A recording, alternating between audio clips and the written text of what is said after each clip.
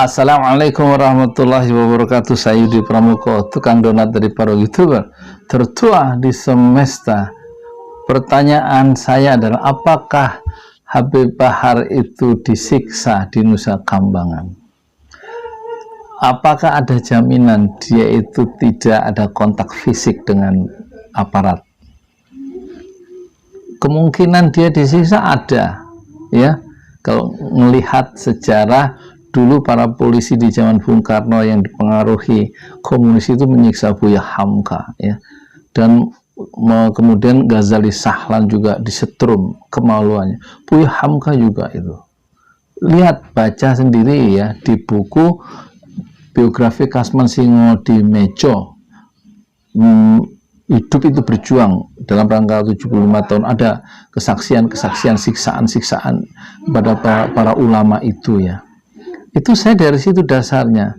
Kita punya sejarah Indonesia dan punya sejarah aparat polisi menyiksa para ulama. Ya tentu waktu proses penyiksaan itu tidak diketahui, ya kan di ruang tertutup, di luar pengawasan, ya. Nggak mungkin juga didokumentasikan oleh CCTV, kan. Nah, ini pertanyaan-pertanyaan, ya.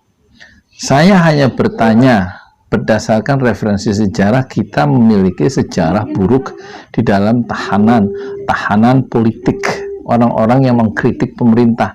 Habib Bahar adalah part of, ya, kritikus, ya, bagian dari pengkritik pemerintah.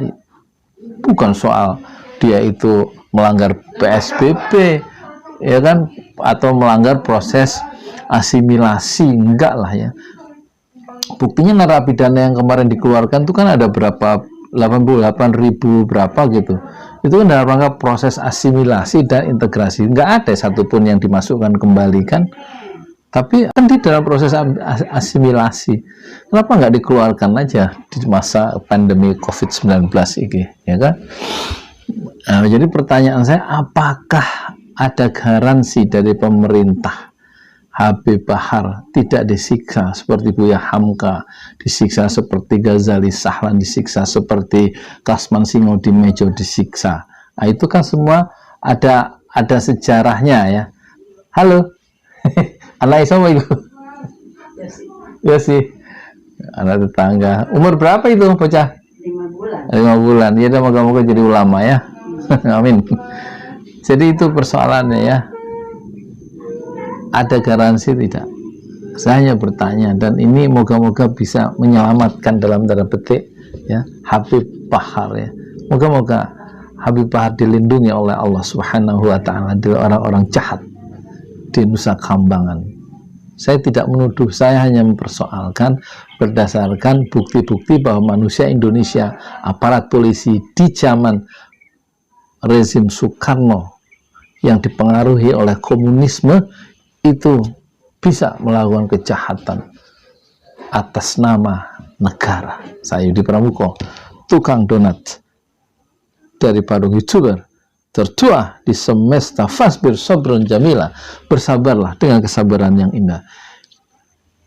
Ya, bisa juga dijawab itu kan oknum, nggak ada perintah resmi. Yalah, kita juga ngerti bahasa-bahasa gitu, hanya oknum. Tapi persoalannya ada kontak fisiknya itu. Dan betul-betul bisa nggak tidur nyenyak Habib Bahar di satu sel sendirian, one man one cell, kan, ya. Ya nggak usah juga dikomentari, saya cuma nanya kok. Komentar yang positif aja, punya pikiran positif kayak saya. Kan saya mempertanyakan secara positif, ya. Supaya itu nggak dilakukan gitu. Ya, bertanya itu bukan pemikiran negatif, bukan negative thinking. Itu bagian dari intelektualisme untuk mengontrol jalannya kekuasaan.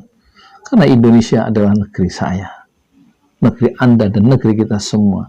Kita kontrol kekuasaan supaya tidak melakukan deviasi, penyimpangan yang terlalu jauh. Makanya ada di dalam Islam ada istilah amar ma'ruf nahi mungkar, mengkomando hal-hal yang ma'ruf yang baik dan mendiskomando hal-hal yang mungkar, yang buruk itu didiskomando, jangan diteruskan. Assalamualaikum warahmatullahi wabarakatuh.